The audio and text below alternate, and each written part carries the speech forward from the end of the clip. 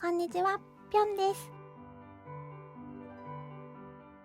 今回は私が心から敬愛してやまない旅館、湯河原の石陽さんについてお話しさせていただきます。これまで YouTube で100本以上国内外様々なお宿や旅の記録をお届けしてまいりましたが、普段私はあえてランク付けのようなことはしておりません。しかし、石陽さんだけはそういった尺度を超えて私の中で特別な場所となっています。もはや殿堂入りと申し上げても過言ではありません。その一貫した品格、お料理の完成度、最高峰の接遇、時間が美しく流れる佇まいに深い敬意を抱いています。以前にもこの石陽さんを1年間かけて季節ごとに訪れた記録を動画としてお届けしたことがございました。春夏秋冬、その移ろいとともに変化するしつらい懐石料理の妙味を静かに味わい尽くすような旅の記録。私自身にとっても大切な思い出の一つとなりました。そして今回の動画はさらにその体験をもう一歩深く掘り下げたいわばアップグレード版のご紹介となっております。私が特別な思いを持つに至った美しいおもてなしをこの動画から感じ取っていただけましたら嬉しいです。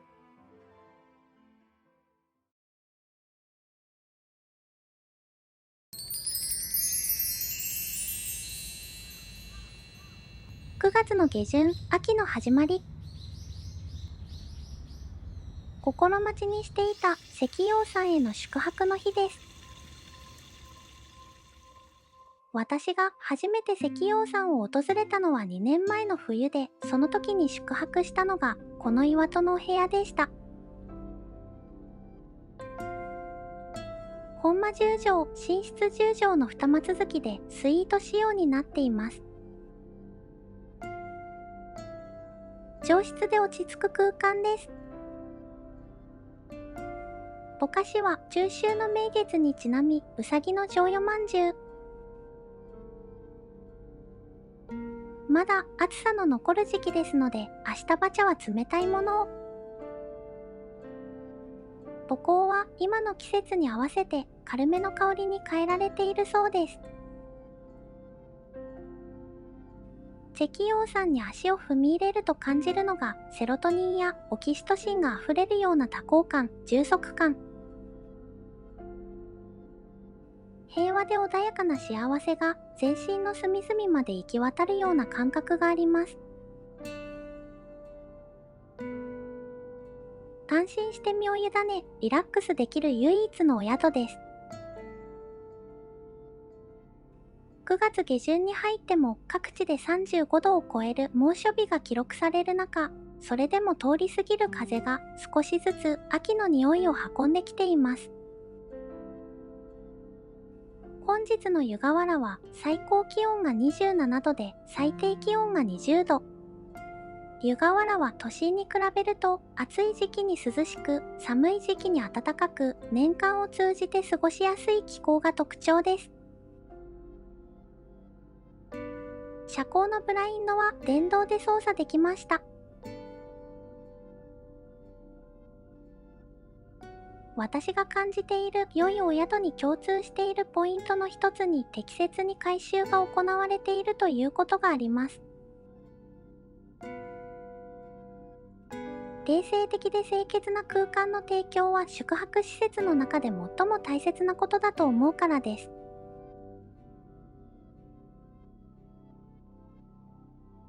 2年前にこちらのお部屋に宿泊した時も居心地が良く素晴らしかったのですが、今回はさらに水屋と洗面所周りを中心により美しく、そして使いやすく進化しています。大きな変化をしながらも自然で調和が取れているので、言われなければ気づかないくらいです。そんなところもさりげなくて品が良く、しみじみと良さを再確認しました。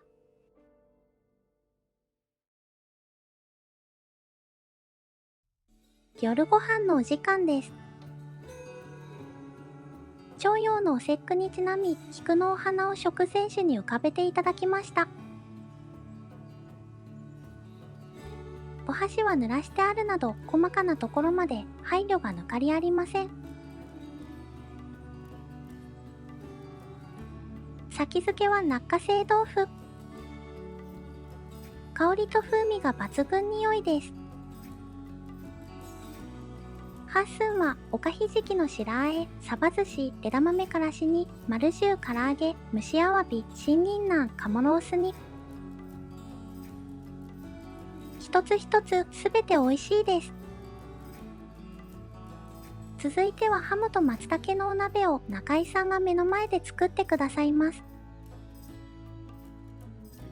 夏を越え、綺麗な脂が乗ったハモと松茸の出会いはこの時期だけの楽しみです。お作りは2種類、カツオとアオリイカです。カツオはお薬味と一緒にからし醤油で、アオリイカはお塩でいただきます。日本酒が進みますね。焼き物はタチウオの塩焼き。非常に脂が乗っていて、ふわっと焼き上がっています。干しのぎは吉花うどん。うどんの麺は全粒粉で作られているので味わい深いです。コースも売り返しに入りました。お次は穴子とれんこん餅の炊き合わせです。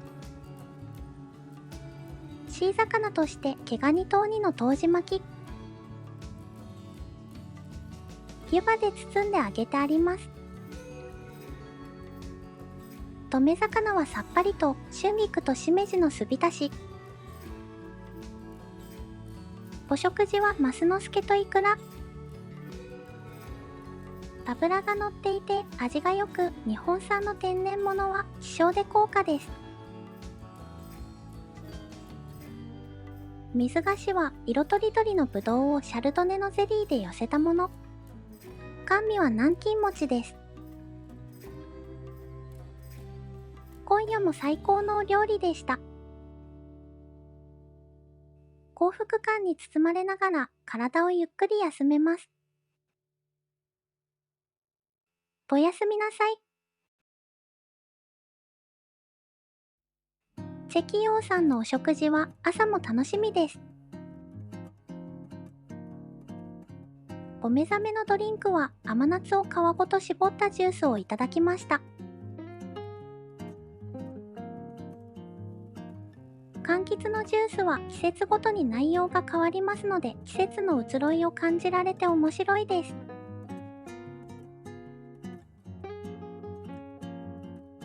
湯河原温泉は数十万年前に活動を終えた湯河原火山の生み出す温泉地。約1300年前に読まれた万葉集では東日本で唯一温泉を詠んだ歌の舞台となりました。山と海に挟まれた特別な地形が海の恵みを運び、森に豊かな実りをもたらしてきました。石陽さんの朝ごはんにはこの土地ならではの豊かな味わいが生きています。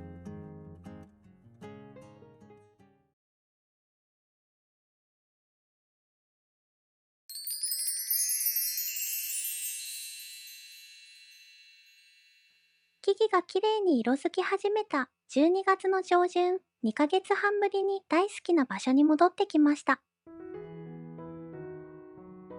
先にお伝えしますと、これからの1年で季節の特別なお料理を制覇しようと考えています。石陽さんでは追加料金で夕食を特別なものにグレードアップしていただけます。冬の楽しみはやっぱりカニです。今回は初めて宿泊するお部屋10国でお世話になりました。常連のお客様の中には10国が一番落ち着くという方もいらっしゃいます。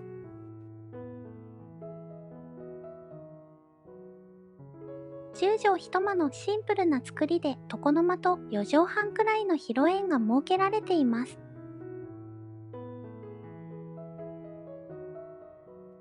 お外を望むデスクとくつろげるソファーがあり、ファンが多いこともうなずける、なんとも落ち着く空間です。早速、お付きのお菓子と温かいアシタバ茶をいただきました。本間の一角にクローゼットがあります。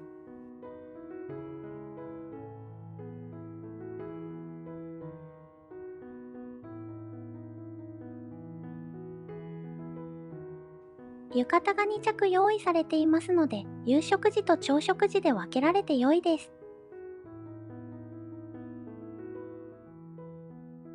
睡眠用にはパジャマが用意されていることも嬉しいですね。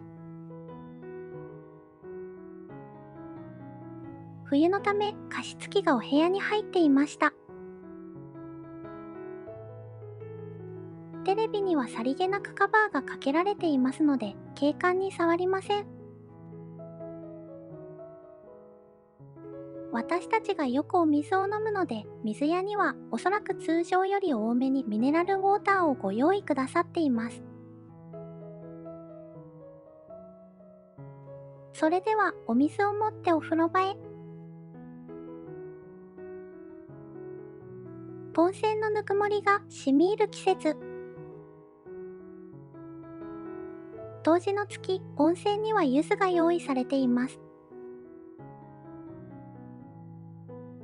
お風呂のお湯に柚子を浮かべる柚子湯は、みそぎの風習で邪気を払い、体を清めて運を呼び込むという意味があります。北半球において、冬至は1年の中で一番日が短い日。この日を境に太陽の力が強くなることから、冬至は古代から運気が好転する大切な日だと考えられてきました。体がポカポカになっていい気分です。ゆっくり時が流れていきます。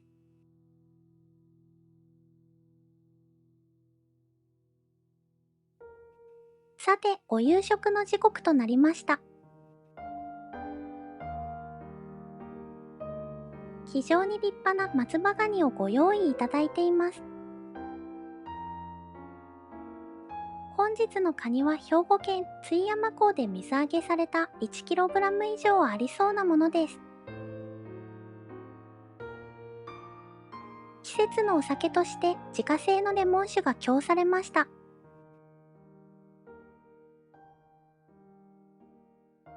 先付けは柚子釜で蒸されたセイコガニです。セイコガニはメスのズワイガニのことで、毎年11月の上旬から12月末までの2ヶ月弱のみ漁が許されています。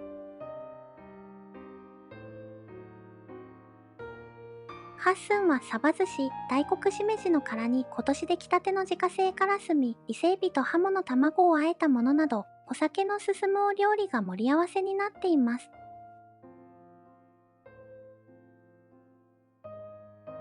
とあんはゆり根のすり流しです。ゆり根のでんぷんにより強いとろみが出ています。と作りはカニと青森産のヒラメ。手前は土佐醤油と入り酒です。カニは傷みやすい食材で鮮度の保持が難しいことから、このように生でいただける機会は貴重です。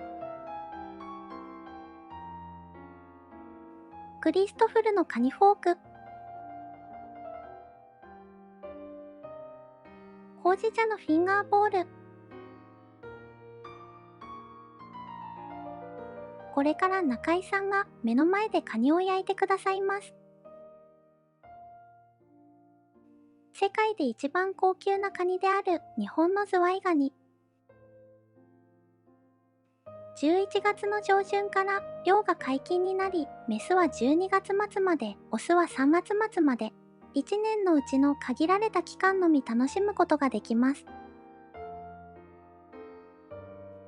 オスのズワイガニは松葉ガニ、越前ガニ、タイザガニ、メスのズワイガニは香箱ガニ、セコガニ、コッペなど、地域によって様々な呼び名があります。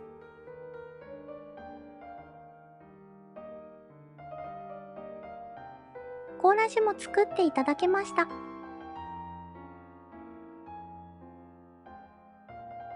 おしのぎとしてさっぱり大根おろしとなめこの湯河原そば。続いてはカニのかぶら蒸しです。メスのカニの外子が入っていますね。シー魚として大中ジーモのおかき揚げ。大中ジーモはここからすぐ近く、静岡県沼津の伝統野菜です。レビーモと里芋を足して2で割ったような印象で、ねっとりとした食感の美味しいお芋です。からしきみ醤油につけていただきます。締めのお食事はカニご飯。お味噌汁はいつもとは違う甘いお味噌の味で、カニご飯はお好みで途中から卵黄をかけることもでき、全体に旨味たっぷりで濃厚です。水菓子は季節のフルーツが洋梨のルレクチェ。甘味が道明寺の入ったくず湯です。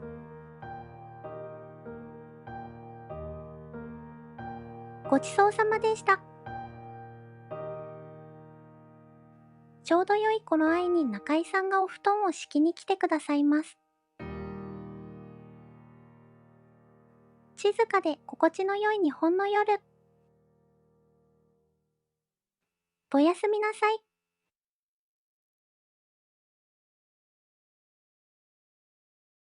おはようございます。と天気が良く、青い空に紅葉が生えています。朝食の前に温泉に行きましょう。朝は空気が冷たくて心地よいです。どなたもいらっしゃらず貸し切りでした。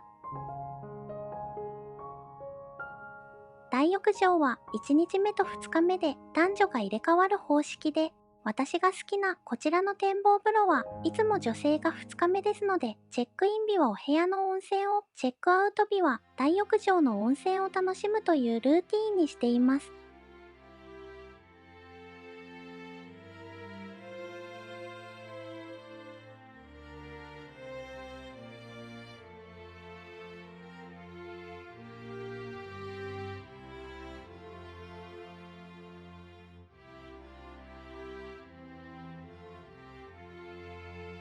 朝食の時刻に近くなるとお電話が来てから中井さんがお布団を片付けにお越しくださり、朝食のお支度が始まります。いつ訪れても端正で丁寧な石陽さんのお料理。小松菜と油揚げのおひたし。明太子、わさび漬け、地元の加古生産のかまぼこ。地元十二庵さんのお豆腐は季節によってお料理が異なり、寒い時期には湯豆腐です。蓋付きの器の中には、レンコン、かぼちゃ、スナップエンドウの煮物。関東風の厚焼き卵。温かいお料理はすべて後から出来たてが運ばれてきます。焼き魚は地元産のアジです。温泉に入って癒され、優しい和食をいただいて栄養をとって、なんて贅沢な方法で心と体を回復させているのでしょう。日本の良いところが大祭の中に凝縮されています。食後のお飲み物はコーヒーか紅茶から選べます。チェックアウトが12時で朝ゆっくりできるのも石陽さんの良いところ。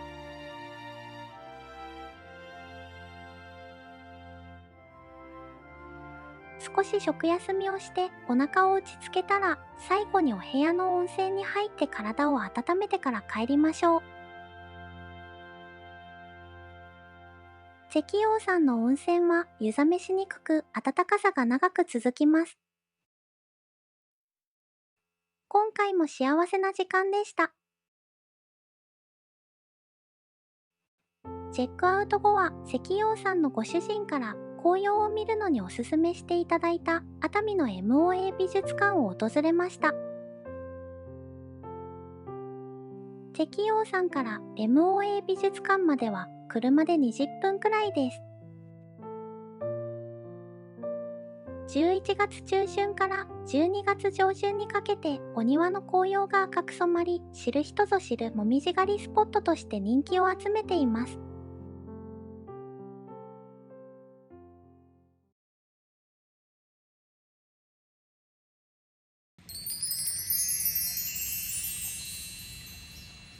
みずみずしい花々が夏の訪れを静かに告げています。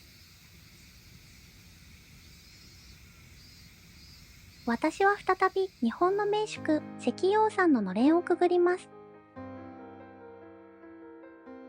空は深く澄み渡り、どこかすがすがしい気配。自然豊かなこの地では一足早く数日前からセミが鳴き始めたそうです。つるんと涼やかなお菓子と冷たい黒文字茶をいただきました。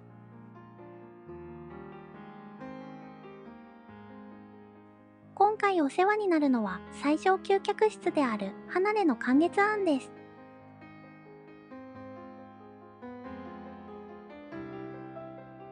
その名の通り、月を眺めながら静かに季節を感じられます。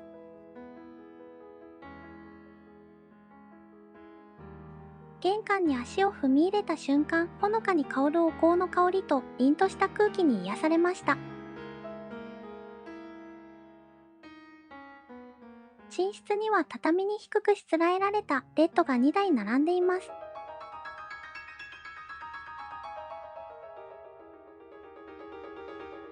窓の外に目を移すと生き生きとした自然に包まれていることがわかります。観月庵は二間続きの広いお部屋で、寝室は6畳、本間は10畳あります。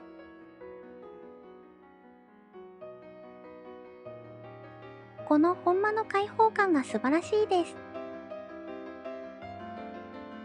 二面に大きく取られた窓からは柔らかな自然光が差し込んでいます。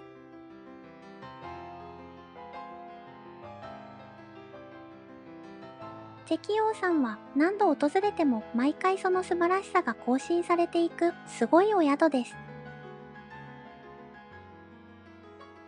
縁側は L 字型に伸び、お部屋をぐるりと囲むように続いています。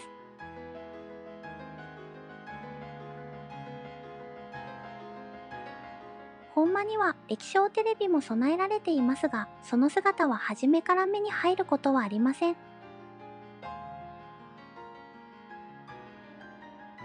テレビは収納家具の内部に巧みに隠されていて、空間の静けさやしつらえを邪魔しないよう見事に配慮されています。床の間には季節の草花と品のある掛け軸。そのお隣には大きな窓に沿うようにして上質なデイベッドが置かれています。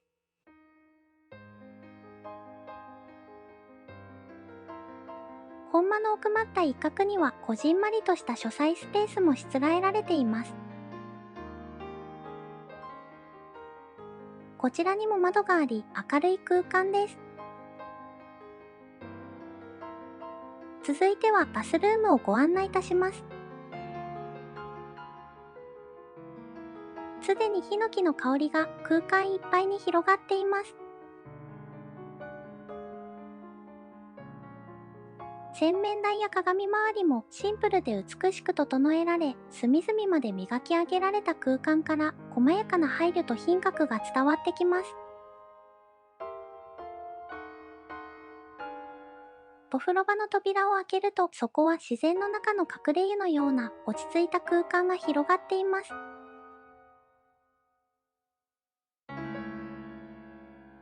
印象的なのは、お風呂から望むお庭の緑。自然素材をふんだんに用いたしつらえは、心身をじんわりと癒してくれました。明日から10日間ほど海外へ行くため、今あるタスクを終わらせます。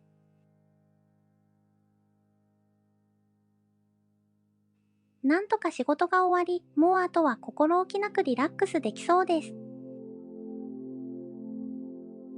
チェキヨーさんでは、夕朝食ともにお部屋にてゆったり、季節の日本料理をいただきます。ずっと楽しみにしていたアワビ祭りの特別献立です。先付けが運ばれてきました。直前酒は梅酒です。先付けは蒸しアワビと純菜。とろりとしたウニと伊豆寒天、オクラが優しい土佐酢あんでまとめられています。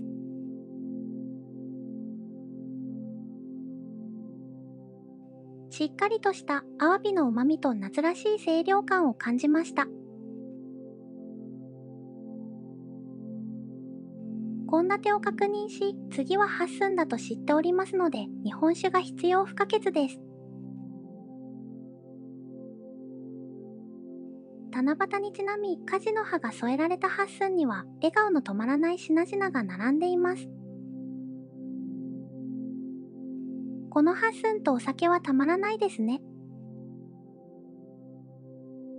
鮎にガウルカ、金地草、モロヘイヤのおひたし、うなぎのお寿司、葉物子卵寄せ、山桃蜜煮枝豆、川エビ唐揚げ、トウモロコシのかき揚げ。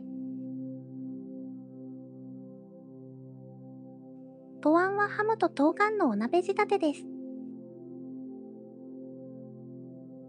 目の前で中井さんが調理してくださいました。ハムのアラと玉ねぎから取ったというお出汁が優しくて美味しいです。お作りは2品あります。まず1つ目はカレーです。身に張りがあり、爽やかで絶品です。そして、アワビの水貝。水貝とは、アワビをお酢作りにして氷水で冷やし、コリコリとした生のアワビを楽しむ夏ならではの趣向です。アワビの肝ソースも最高ですね。なんと、熱々に熱した温尺も別添えで用意されており、お好みで片面に10秒ほど軽く炙っていただくこともできます。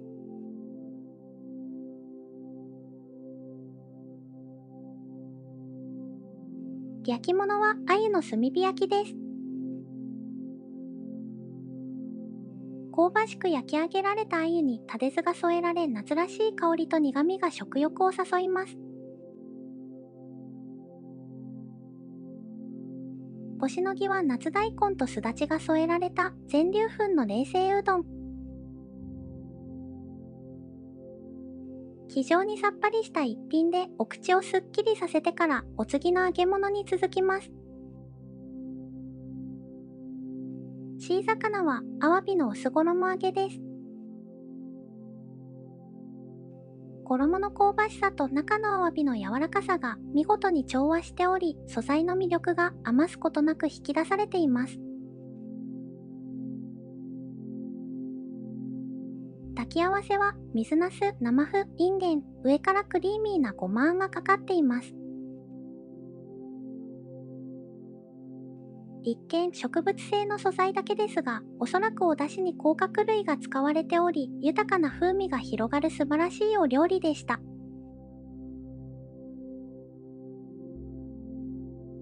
締めのお食事はアワビのご飯です。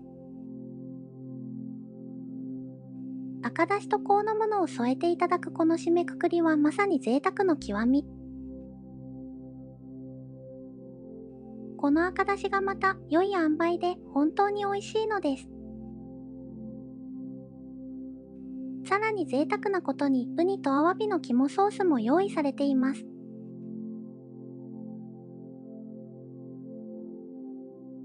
水菓子は季節のフルーツとしてスイカとピオーネ、そして水羊羹です。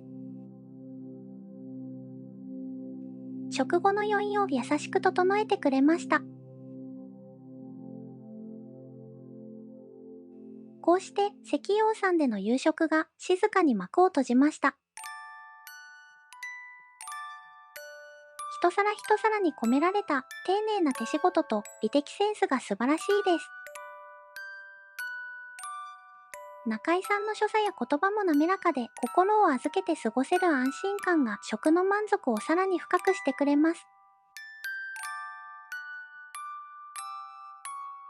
この静けさと品格の中に本当の贅沢が宿っているとしみじみ感じる夕食でした。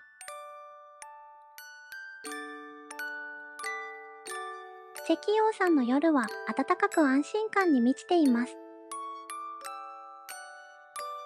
静かに夜の深まりを感じ、そのまま自然にまぶたが閉じていきました。おやすみなさい。おはようございます。鳥のさえずりと虫の声が聞こえる穏やかな朝。お目覚めのドリンクは飲むヨーグルトか季節のみかんジュースから選べます。お部屋でいただく朝ごはん。目の前に並べられたのは一つ一つ丁寧に用意された和の朝食です。端正に整った品のあるお料理で心が落ち着きます。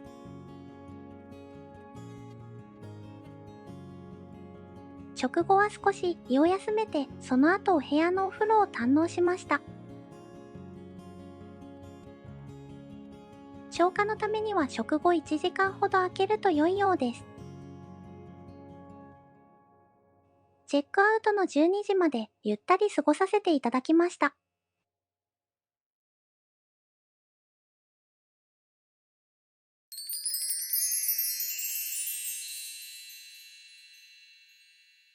木々の葉が少しずつ色づき、空気にひんやりとした気配が混じり始めました。山の風が夏の熱を払い、香りの深い季節の訪れを告げます。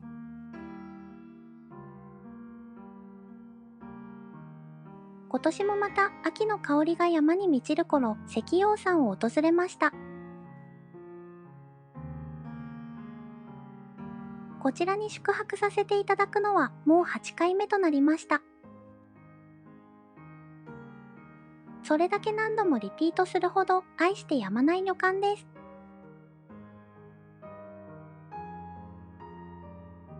お宿の敷地内に一歩足を踏み入れると、質の高いお香の香りとともに秋の空気が迎えてくれました。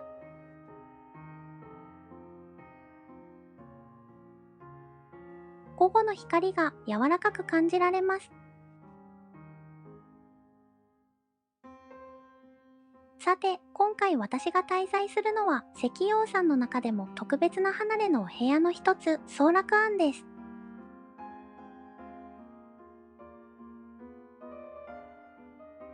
この総楽庵は、お宿の本館から少し離れた場所に立つ一軒家のような塔で、静けさとプライベート感を大切にした空間です。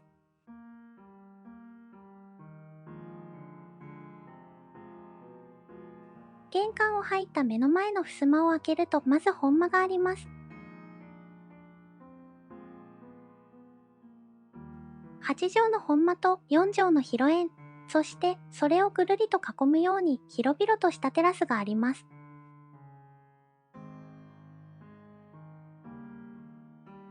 いつ訪れても居心地がよくほっとする空間です。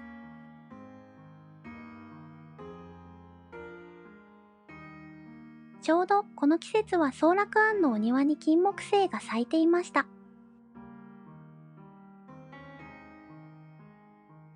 風に乗って柔らかな香りがふわりとお部屋の中へ漂い、ここにも優しい秋の気配が感じられました。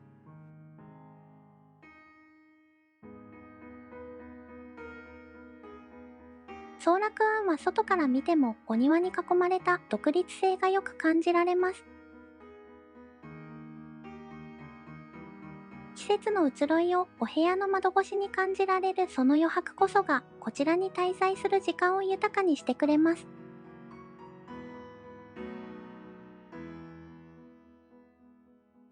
寝室はツインベッド仕様。旅館に泊まりながらベッドの寝心地を望む方にも適したしつらえです。窓を通じて外の木漏れ日が差し込み、柔らかな光とともに目覚める心地よさもまた、このお部屋ならではでしょう。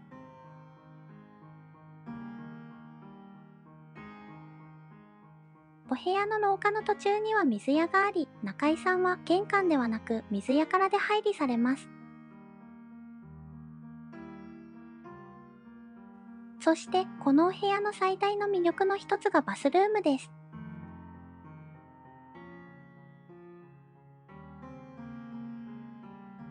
一点の曇りなく隅々まで磨き上げられた洗面所は石陽さんの信頼そのもの。引き戸を開けると木の香りがふわりと立ち上ります。そういえば前回今年の夏に石陽さんに宿泊した際、こちらのソーラクアンはちょうど改装中でした。大きなテラスやこの開放的なお風呂など空間の心地よさがさらに増し、もともと美しかったすき家造りの趣を残しながら、より洗練された佇まいへと生まれ変わっています。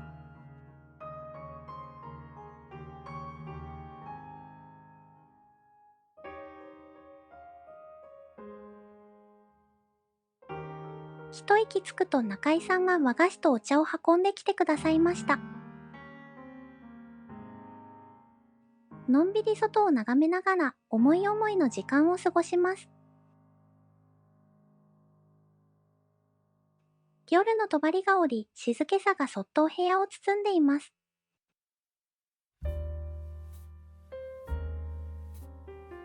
夕食の前に一度と部屋の温泉に入ろうと思います。お湯にゆっくりと身を沈めると重力がなくなったかのような心の底から深いリラックスを感じました。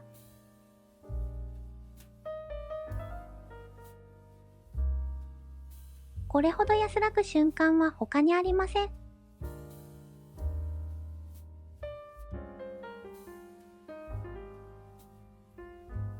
いよいよ夕食のお時間です。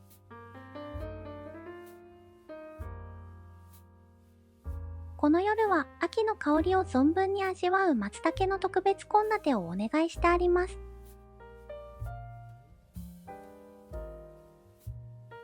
まずは食前酒を注いでくださいました。静岡県の開運です。先付けは焼きくるみ豆腐。くるみの香ばしさが立ち上り、とろけるような舌触りです。続いて8寸にはセリと丼のみぞれあえ、サバ寿司、すとりみょうが、子持ちあゆ有馬煮、車エビ馬煮、小芋をかき揚げ、厚焼き卵など、器に秋の里山の景色が詰め込まれています。続いてはハムと松茸のお鍋です。目の前で中井さんが丁寧に仕上げてくださいます。本日は長野県産の松茸をご用意いただけました。まず1杯目は松茸のみで繊細な風味を楽しみます。2杯目にはハモと松茸を共に。お出汁に溶けたハモの旨味が松茸と合わさり贅沢です。お作りは明石の天然の鯛。上品な甘みとしっとりとした旨みが澄んだ身に包まれています。あしらいはつるむらさきの芽と菊のお花。作り醤油と煎り酒でいただきます。焼き物はタチウオの杉板焼きです。タチウオは身がふわふわで脂が乗っています。どの器も上品でお料理の美しさを一層際立たせています。炊き合わせは滑らかに裏ごしした北海道産のじゃがいもの中に牛すじが入ったバレーショまんじゅうです。小魚は松茸のフライです。ぎゅっと閉じ込められた旨味と香りが噛んだ瞬間にあふれ出します。とめ魚は大黒しめじとインゲン、梨の白あえです。そして締めのお食事は松茸ご飯です。湯気とともに香りが立ち上ります。薄めの味付けで炊かれたご飯はお出汁の香りと松茸の風味が見事に調和しています。水菓子はピオーネと柿、甘味は芋小豆羊羹です。ほのかに香るお芋の風味と控えめな甘さが美味しかったです。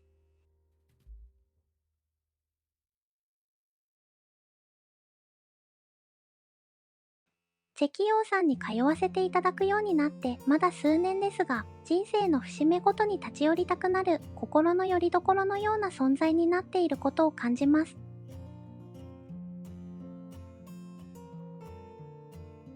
石陽さんに伺えると思うと仕事をたくさん頑張れるのですよね。石陽さんに行かれた方は全員おもてなしが素晴らしいとおっしゃいます。玄関、フロント、客室、どの係の方も丁寧で親切。控えめでありながらそっと先回りして期待以上の接客をしてくださいます。